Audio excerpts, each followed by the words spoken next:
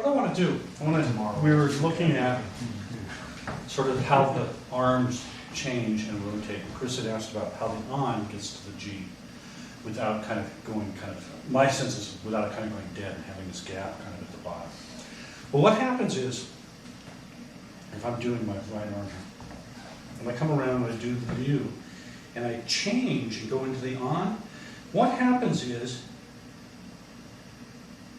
my shoulder goes from rotating this way to rotating in as I push down. That goes into a change here, into the G. So you're here. So if you look at this, it's like this type of motion.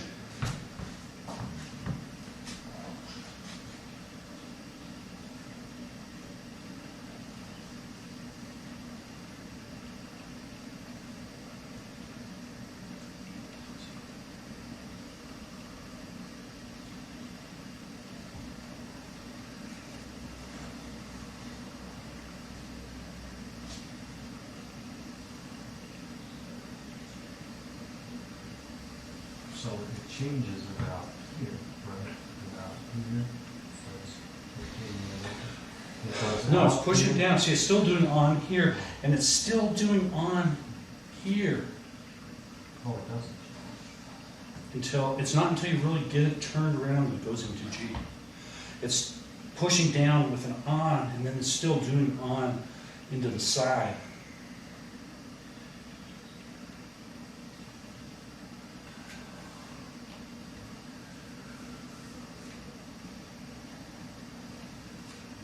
So if you look at the two together,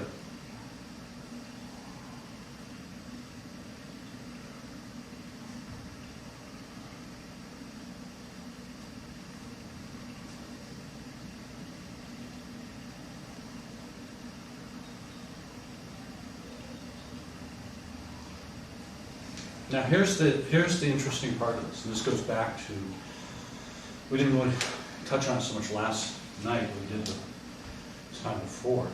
Remember we were doing the stuff where you're doing the turning of the psoas and you're getting the connection into the trapezius and turning? Okay, well now go back to that for a minute and get this twist to work from the twist of the opposite leg of the psoas, because that's really where it comes from.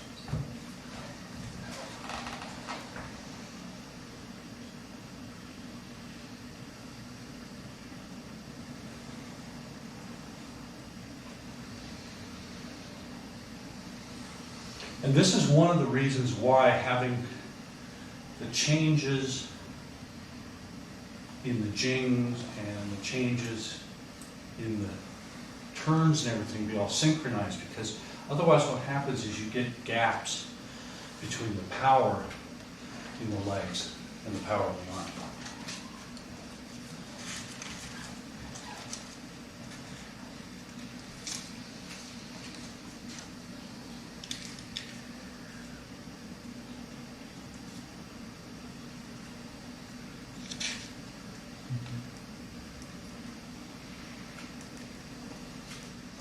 What this does is it makes then your body, the twisting in your body becomes very connected and very snake-like. So just as an example, if someone comes up here.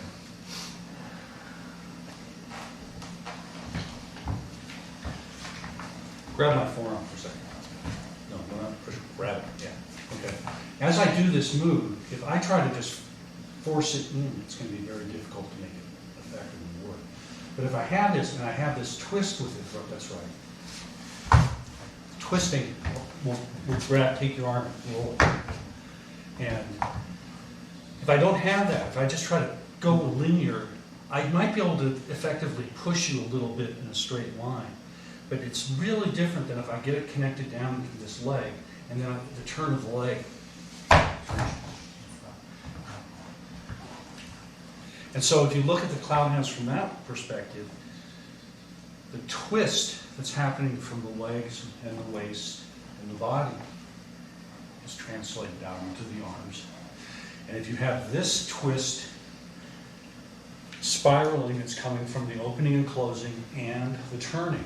And we gotta have both, otherwise it goes dead. There's the corresponding twist and spiral in the arms that's then driven by the legs. But you have to get that connection through the psoas and the trapezius really clear in order for that power to be really well connected. Otherwise, the power is probably intermittent and tends to be linear. And if he holds on, he goes around in a big circle and goes flying out. Yeah. That essentially means no one can touch you. Well, they can touch you, but they can't put it again. Well, I mean, no, it's very hard because you engage. I mean, it's like if you grab, kind of no matter where in this motion you grab, it's like if I have it connected up, it's You move all the way around. so you need to. That's another one of the connections that's important that has to do with the not just the rotation but also the opening and closing and the pumping of the waist.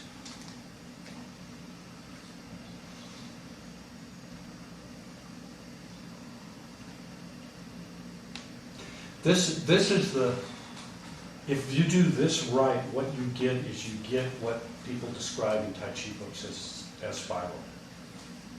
They don't really tell you how to do it. But most of them actually describe it incorrectly. But this is really how it works. And the top of it rotating one way is complemented by the bottom rotating the other way.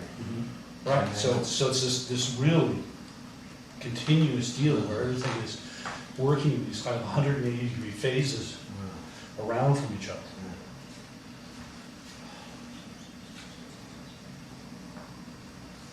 Except for the Wu style, so add this extra thing, screws it all up. What screws it up? Use the G. Doesn't actually, it just changes the time.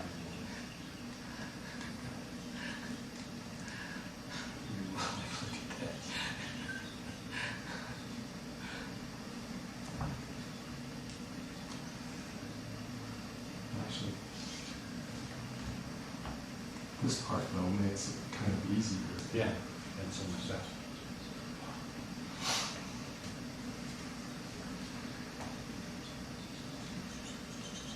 It seems like the twisting, where does the twisting go? when you're doing that? Oh, okay, the Wu style, where's the twist and go? Yeah. That's actually a good question, and I'll, without kind of going through a whole lot, you'll be able to see it, I think. Okay, here.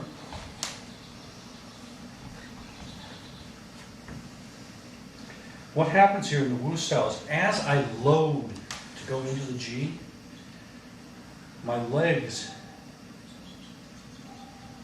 go into a symmetrical closing in.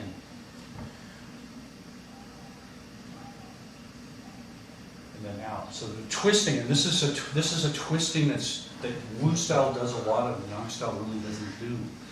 And which is when you get like square, remember? You can twist through your quad in, the shoulders, like it's going from press into press.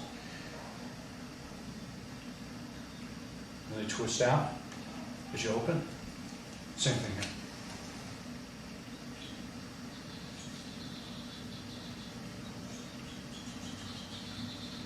So exaggerate the arms, how they twist it during that. During this, Yeah.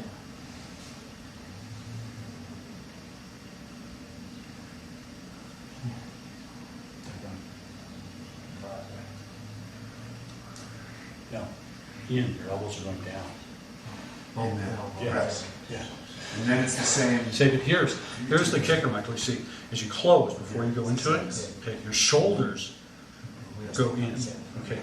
As you open the shoulders out, elbows go in. Ooh, okay. Yeah. Okay. So, See, this is an important thing about Wu style to see. As I come across here and I go into the closing here, my shoulders are closing in, right? And then when I reverse into the opening here, my shoulders reverse and open this way. but my elbows drop in, and it creates a spiral that goes around, and goes back in.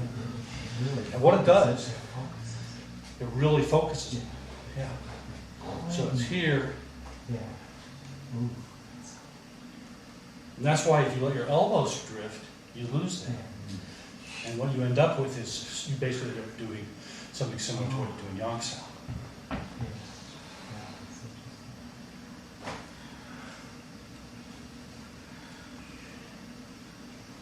Does that make sense? Okay.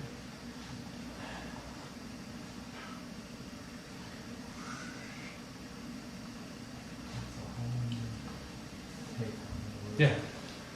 Cool. Yeah, this is one of the places where And the is Wu and that the Yang really actually differ quite a lot. Is that like everywhere, like goes in? Yeah. Out? Yeah. Oh, Yeah. everywhere. Yeah, pretty much. Yeah. Huh.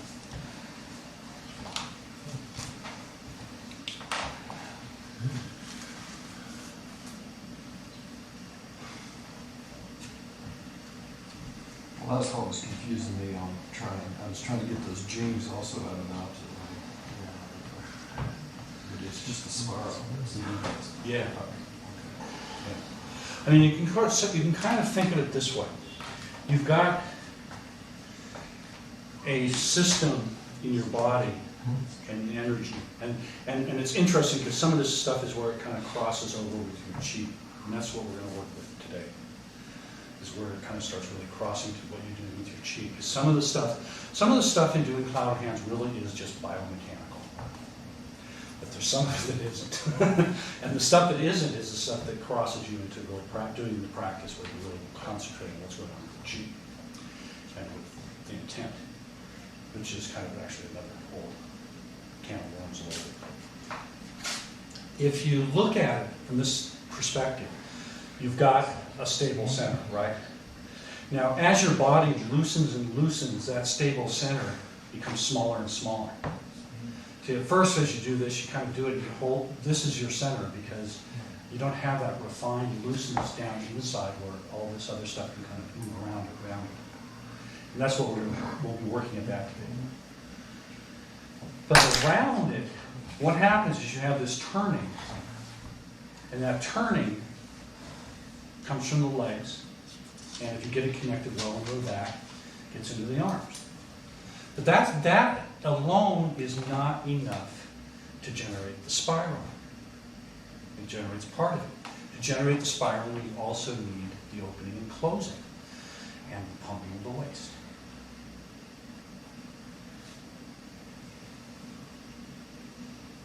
Now, the opening and closing, working on one side or the other, becomes coordinated with, but is really independent of the pumping of the waist.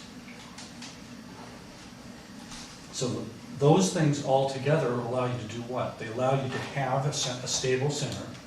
They allow you to have your musculature, which at its loose, really spirals around your skeletal system. And this all goes back to how refined your alignments are and stuff, because the better your alignment is actually, the better the spiraling works. And then you have the pumping of the energy on the channels.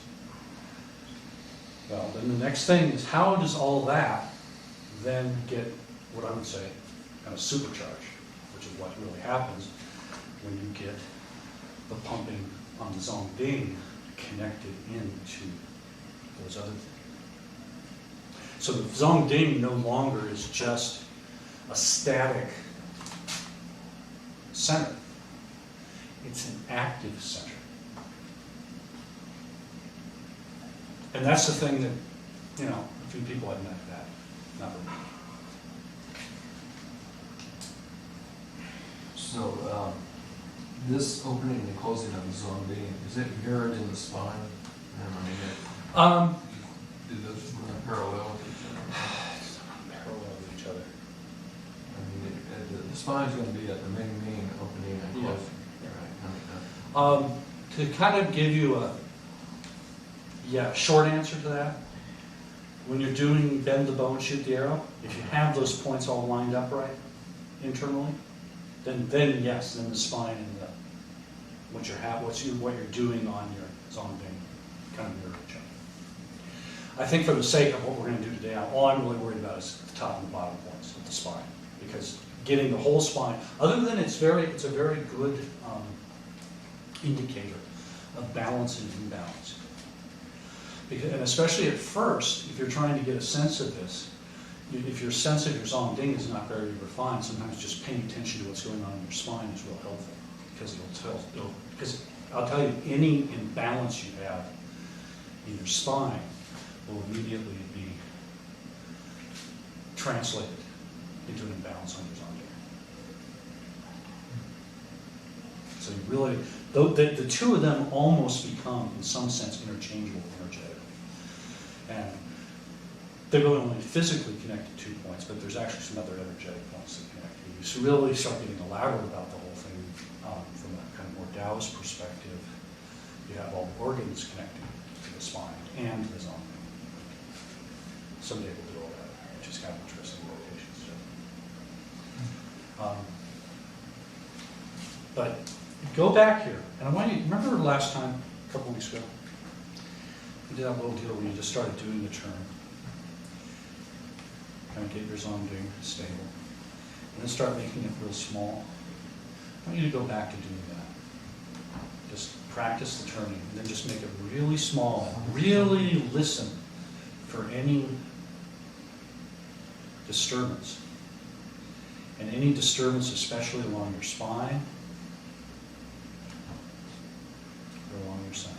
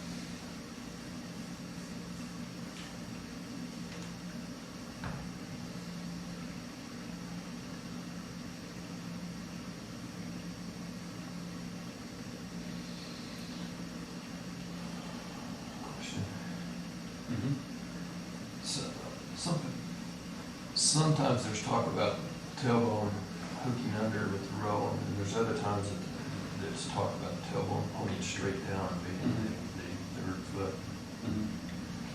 So, when we're doing this type of exercise. No. The tailbone, the connection of the zongding is independent of how the tailbone is oriented. The orientation of the tailbone affects how the qi travels through the legs. So to get that sense of the independence of the zongding and the freedom of everything to move around, it's just a question of this mindfulness. It's partially the mindfulness, it's partially the internal looseness. It's actually getting really loose through. But how do you get that? Is it just the intention of getting that and then holding that intention in your practice? Partially, and also really just concentrating on getting it very relaxed. Just as you walk around every day. Yeah. And so it's just like as you move, although you have that stable kind of center that actually even when you start moving, it's still stable. But there's still all this, everything else is just kind of thrown around. Yeah. And it's, it's kind of a process. It's not like I say there's one thing that's going to get you there. But part of it is if you're not mindful of it, you won't get there. Yeah, certainly for sure. That much I can say. Yeah. But you can be very mindful of your zongding, but if your body is tight, you're not going to be able to do the inner circle. What about a lag between, your body and your head? There's a slight lag, maybe sort of little, I think. Well, there might be a very slight one because of the momentum of your head. It's such a heavy thing, but there really shouldn't be much because you're not look at it this way, you're not trying to do this.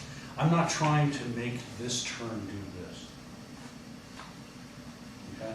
We'll kind of go into what you do then a little bit. What you're trying to do right now is just get your center moving and well-defined, internal, with a very, very small circle. And you want to start seeing where if you move that circle around, or if you increase the amplitude, or you want to feel what it's doing up through the length of your zone being, through your spine, and everything else. Because what you don't want to do is this.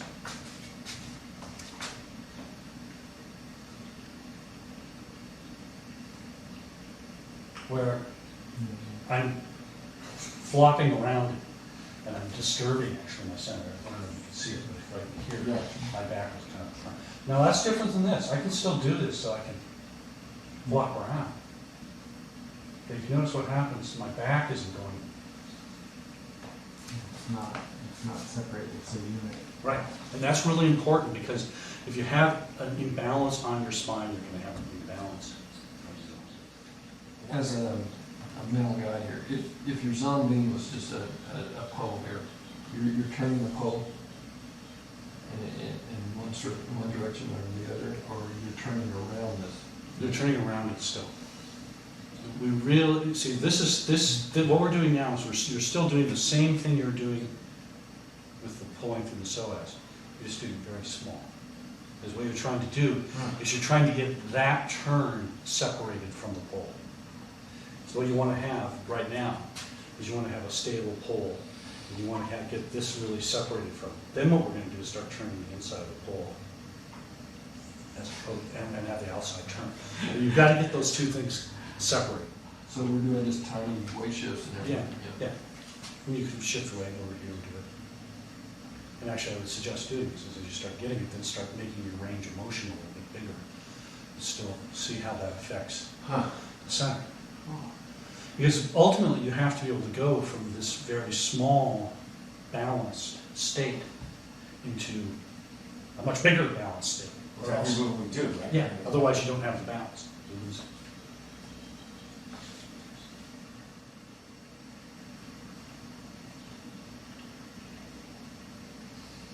So when you respond to Chris, at some point does zone need to be turned one way and the body the other way? Yeah, don't worry about that. Okay.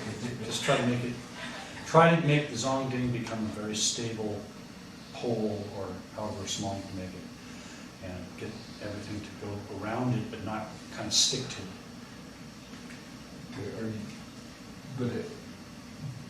When you say go around it, are you doing like the waist turns where you have to reverse it, or are you actually making a circle around it? No, I'm just going back and forth, back and forth. You're just trying to get it loosened up. And at the same time, stabilize.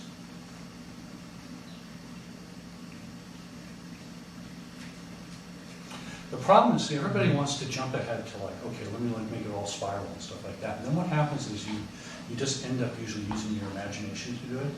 And I've never met anybody who uses their imagination to do this stuff without any power. Because it doesn't work. You actually have to develop the actual internal kinesthetic awareness.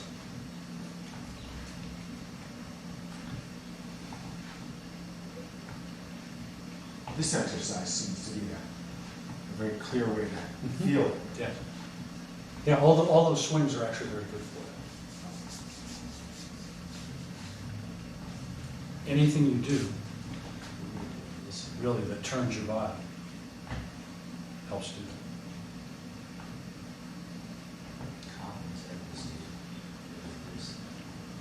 that. Yeah, that's one. Master Wong has a whole series of little exercises for helping you develop. But the thing is what he never told you is how to actually really develop it. He just showed you how to do the exercise.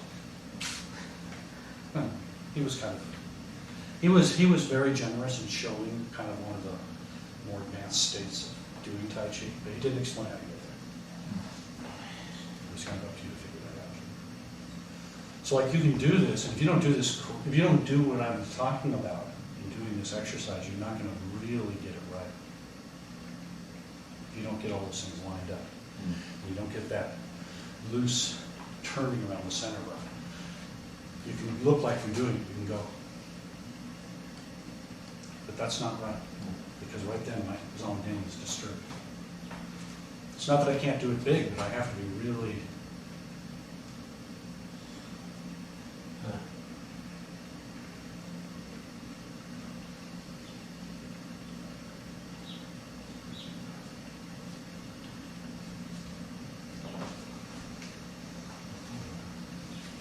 Because it seems like when you're really kind of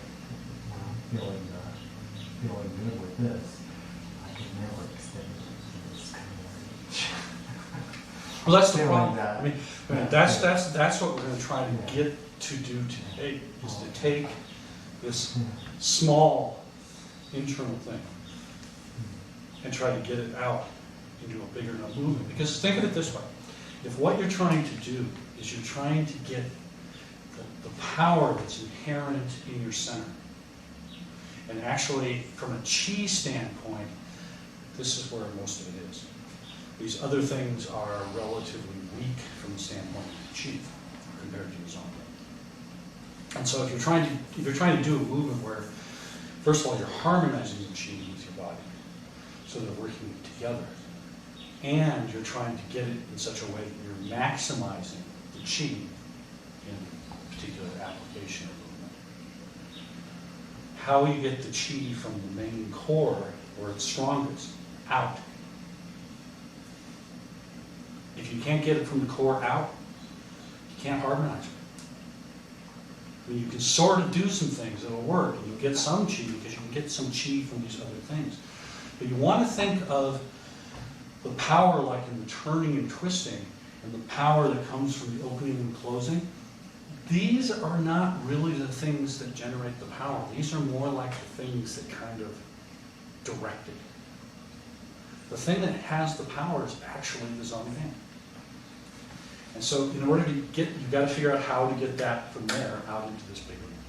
And that's sort of the real task of transferring from doing an exercise like this as a mechanical exercise, even a very sophisticated mechanical exercise, into an energetic exercise. Because you have to get the core energy and the core source of the chi out through everything. Do you have the sensation that the zone being extends up through the bowway and through the perineum, or do you feel like it's a connection at the bowway and the perineum? Or what kind of feeling at the perineum do you have? That's very personal.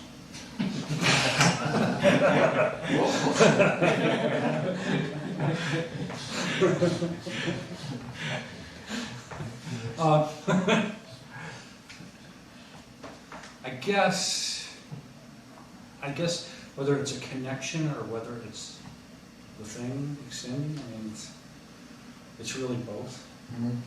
I mean, and again, this kind of comes back to the type of thing like where the focus of your attention is. Because if your attention is really focused on the energy in your zone vein, you don't really so much notice what sensations you're having in the perineum or on the byway, because it's part of this whole continuum.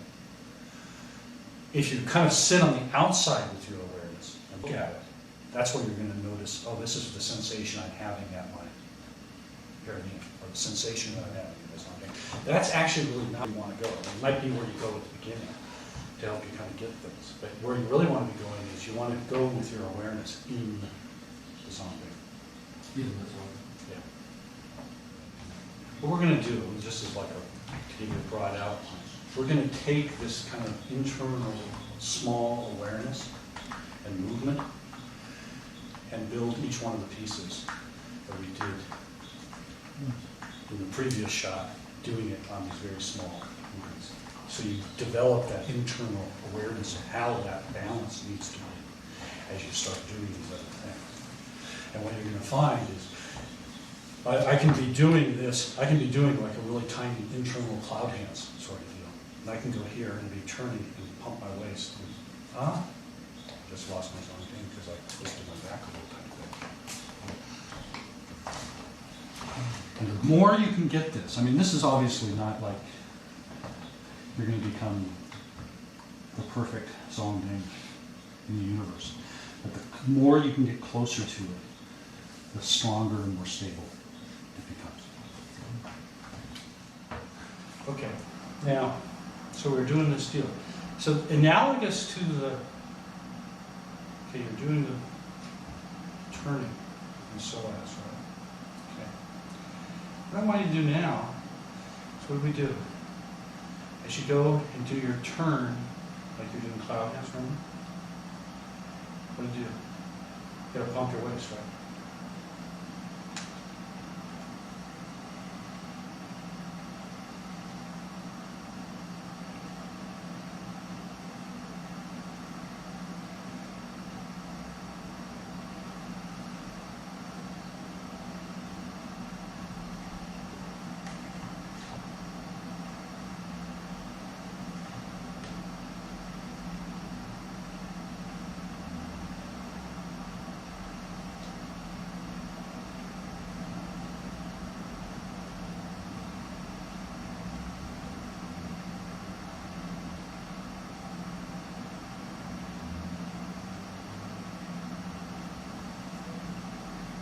So you're really looking for any place in that motion that creates a disturbance in your zongding. If it does, make the motion a little smaller until you stabilize it.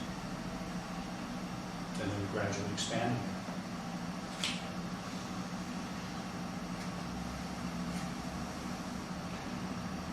When you feel like you have the motion there stable, then add the hand movement. Again, with your focus not on what my hand's doing,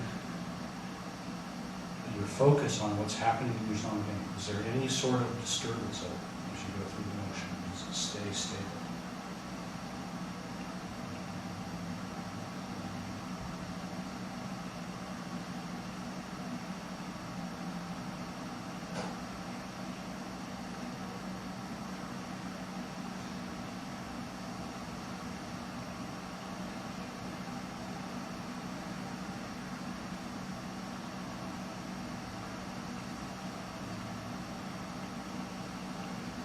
When you're pumping the waist, you don't have a sensation that the something is contracting or expanding. For now, I want you to just really look on the, just observe and just see what if it's Try to staying stable. separate. Yeah, try to separate the core from everything else. So this is all moving around the zongding rather than the zongding. I mean, what you're asking is a good question, but it has to do with something that's a couple steps down the line, which is really when you start moving your mind around or something.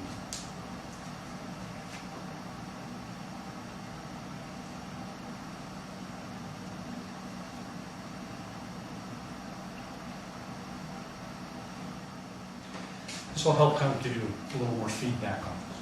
But what we do is like if someone comes up here, and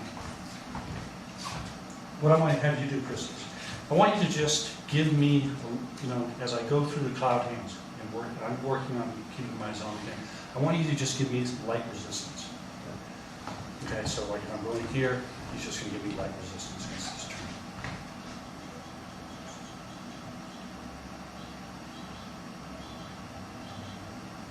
And actually, maybe we do this with a group of three, so there's another person on this side. But what I'm looking for is just to have you feel in your own body how when you run up against something, it can affect your zongding.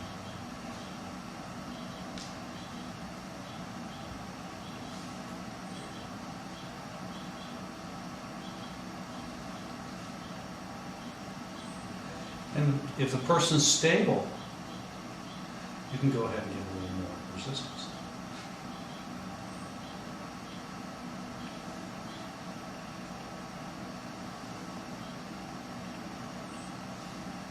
Now, if they resist and you give up your zongding, Then back off on that resistance. you won't be able to move it. Well, you might be able to move them still, but it's going to feel very different. This is the thing, it's not whether you move them or not. It's whether you move them and don't disturb your zongding while you do it. And what happens is, if Chris like gets really hard and it's too much for me to be able to move from my center, as I start forcing it, right there my zongding is gone because my back is gone You to start tension. just pushing. Yeah. But if you just stay with your zongding, it doesn't matter how much he resists, he's still gonna move. If I get stronger, if my zongding is strong enough. But what you'll notice is, as soon as you go out of it and go into using your physical strength, and you start muscling against it, you break the connection to your zongding. You don't want to do that. It's like you have to. It's like the more you can keep your mind in your zongding as you do it, the less effect the outside strength has. But as soon as your mind jumps out and starts pushing on the strength, you lose your zongding. But if I keep my zongding here, it's very solid. Plus, he can't read you if you keep it the zongding. As soon as you go out, he can read you on that. Okay. One thing I want to illustrate here is what happens is when you come like through the motion and you notice like more resistance, your mind jumps out and then you end up going into tension against the resistance, and that disturbs your zongding. Yeah, and it makes you wobble. And so what you have to do is you have to train your mind for when you feel something out here to not go, ooh. Yeah.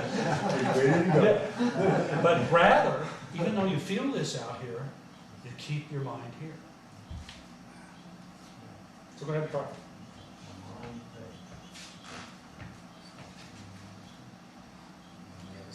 Yeah, that's a little.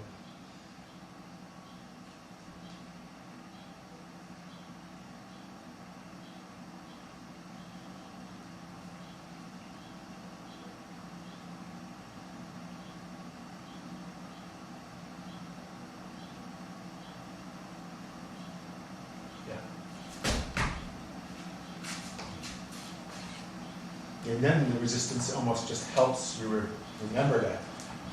To go in. To stay right Yeah. where you need to stay. Yeah. Yeah, that's cool. And it's sort of like you have to get your mind to stop taking that bait and jumping out. Because as soon as it does that, you end up disturbing the center. One of the problems you have is if you have any tension as you're doing it, then what happens is it kind of creates a vibration internally and breaks up everything. So if someone's like pushing on here, and I go to do this, and I'm centered and I'm balanced, and I get here and I like feel jammed, and then I try to push through it, that's going to break it. Yeah, I can feel right where you. And the key to not doing it is actually really just staying very loose. Because then what happens is you turn, this kind of adapts to the power. And if you're not loose, you're basically creating a rigid structure to push against the power with. And what you want is you want a pliable structure that goes against the power. When he wasn't loose, I could just tell right Yeah. where, you know. Yeah, so like right here, Push if I'm- him. if he pushes on me, and I hold him off, even if I do have a good balance and strength here, and I turn into him, he can still really read me. I mean, he might be not as strong as I am, but he really knows where I am. If this is loose,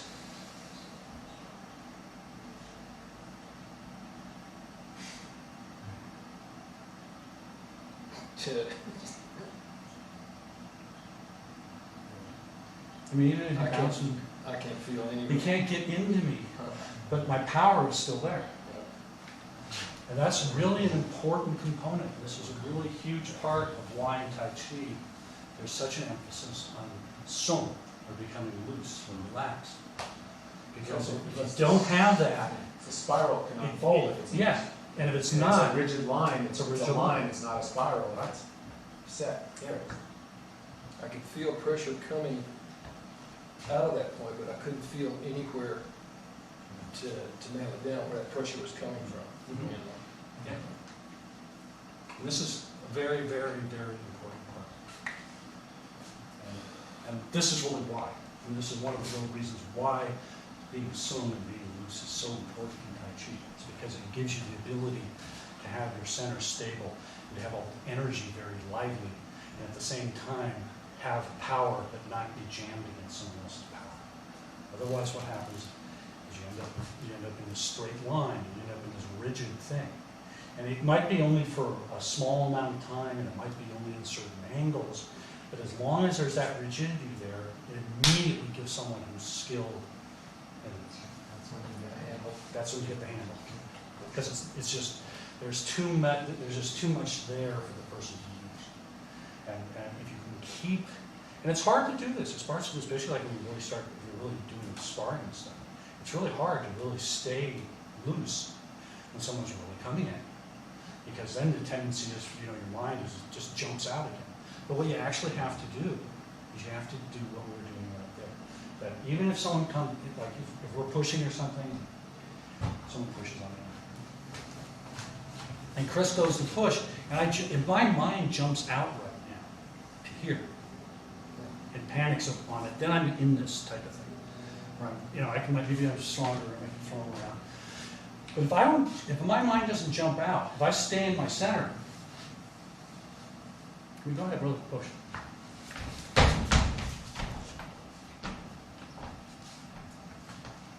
It's like as soon as your energy started coming, I'm quiet enough and I'm centered enough that it just goes. And you didn't have to think that you were doing that, that just happens. No, it's just like, if you have to think about it, it's going to be too slow. Yeah. There's going to be a gap.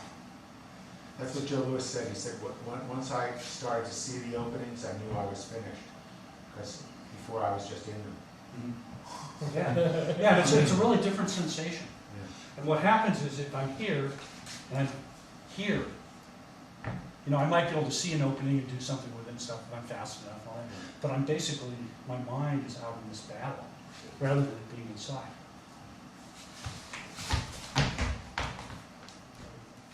Now what I want you to do is add in the dropping and bouncing. And you might have been kind of doing this anyway, but I really want you to kind of really clear that you have that. And again, and that works timing-wise with the waist, and actually if you get the dropping into the deal, it helps with the waist, helps with the ankle. Because if I just try to do my waist independently, it's a little hard. Yeah. But if I do it with the sinking onto my leg, there's kind of this natural settling of the body. It settles and contracts and And then it settles in and then it comes out. that felt like actually the only hope for getting it was to coordinate with that bounce. Mm-hmm.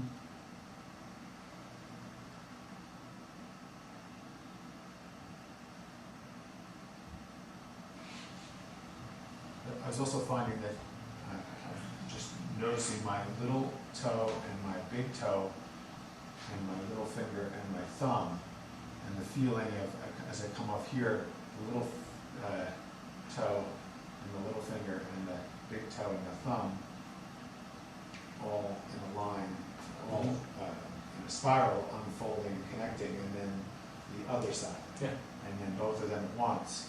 And when I could keep the awareness of all four together, it seemed to be easier to stabilize the zongding around that whole fabric of the... Mm-hmm. Mm-hmm. Yeah. Well, the interesting thing is you won't really be able to get the four, like the internal sensations between the hands really very well without the zongding being stable. You can kind of force and try to make, this is a mistake sometimes that's made in coaching. People try to like, okay, I'm going to do ward up. And they try to create a mechanical bridge and try, and then they map what they think the chi should be doing based upon what the mechanical bridge is doing. That's a mistake. Yeah. And what the chi does is not what the mechanical bridge does. And it's you're gonna basically just be stuck doing the mechanical bridge all your life. That's what Well, it seemed more like by thinking about the zongding, I started to feel the toes and the fingertips. Yeah. And then feeling the toes and fingertips made it even easier to feel the zongding. Yeah. So it's like a positive. And some of this is an interesting thing, corollary to this is how it works on your awareness.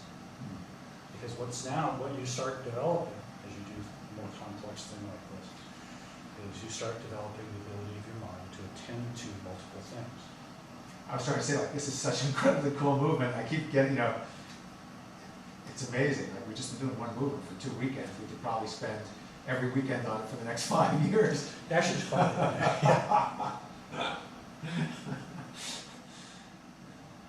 Is the effect or the benefit of the Qigong cloud hands any different than the cloud hands that we're doing? Health-wise, no, but martially, it doesn't contain them as much. So this is a more martially Oh, yeah. sophisticated, Yeah, and very the much. cloud hands is just for the health benefit. Right, I mean, the other one, the one where you're doing just the side to side movement, has some martial applications and stuff. But this is really it's much simpler. It doesn't have, well, for instance, it doesn't have the bounce, it doesn't have the figure eight and the. So if you know this, there's no point in doing that. Not When it really, comes to Qigong, no, there's no. this. Okay, what I want to have you do in a minute, go back to exercise class. So when someone comes up here, someone come up, so like that. So I'm going to do the same thing I was doing, where I'm going to do my cloud hands. And I'm going like this, but I got to get the bounce. What he needs to do is he needs to resist my on here. This goes back to the on and on, and Jay's going to resist my on.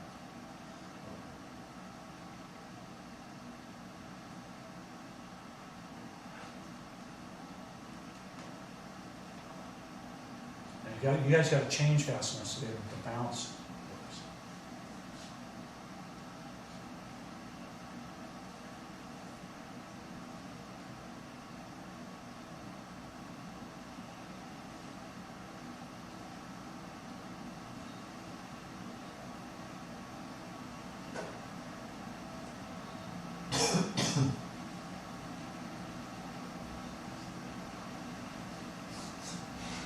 Sure.